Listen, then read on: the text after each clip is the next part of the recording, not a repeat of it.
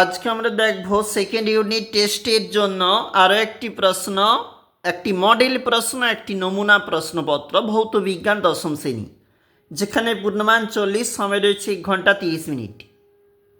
সঠিক উত্তর নির্বাচন বলেছে কার্বনযুক্ত কোনো গ্যাসীয় পদার্থের বাষ্প ঘনত্ব 13 হলে তার আণবিক সংকেত C2H4। এটা নিম্নলিখিত পদার্থগুলির মধ্যে কোনটি তাপ পরিবাহিতা সর্বাধিক, মানে সব থেকে বেশি হীরক।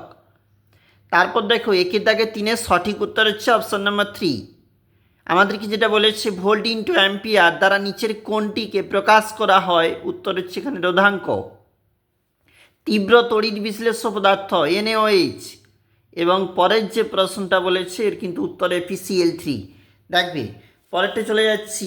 পরের যে পেজ রয়েছে আমাদের, এটা নিচের কোনটি লোহার আকরিক নয়, ওখানে হচ্ছে ক্রায়োলাইট। 1:9। কোনো গ্যাসের ঘনত্ব বাষ্প ঘনত্বের মধ্যে সম্পর্কটি দেখো, প্রমাণ ঘনত্ব সমান 0.08 ইন্টু বাষ্প ঘনত্ব। এর পরের যে প্রশ্ন, উত্তরটা হচ্ছে এখানে মিথ্যা।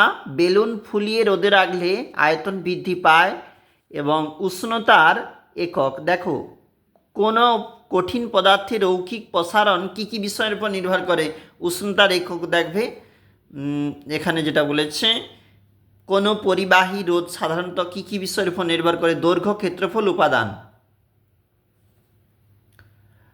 পরেরটা বলেছে ফ্লেমিংয়ের বামহস্ত নিয়ম, যেখানে চৌম্বক ক্ষেত্র তড়িৎ ক্ষেত্রের মধ্যবর্তী কোণ 90 ডিগ্রি।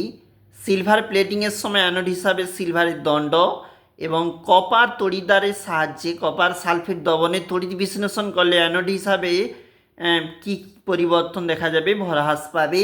পরেরটা দেখবে চলে যাচ্ছি, এটা পরবর্তী পেজ, যেখানে কালাজ্বরের ঔষধ প্রস্তুতিতে ব্যবহৃত ইউরিয়াস্টিবাইন পরশ পদ্ধতিতে H2SO4 প্রস্তুতিতে কোন অনুঘটক ব্যবহার করা হয় বলেছে পিতলের একটা ব্যবহার বাসন তৈরি করতে, বাসন প্রস্তুতিতে ব্যবহার করা হয়। নিচের যে প্রশ্নগুলি এগুলো হচ্ছে 2 নাম্বার করে রয়েছে এবং নিচের প্রশ্ন 3 নাম্বার।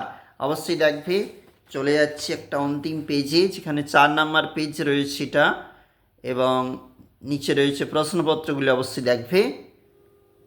আমরা দেখছিলাম দশম শ্রেণীর জন্য একটা মডেল নমুনা প্রশ্ন, ফিজিক্যাল সায়েন্স।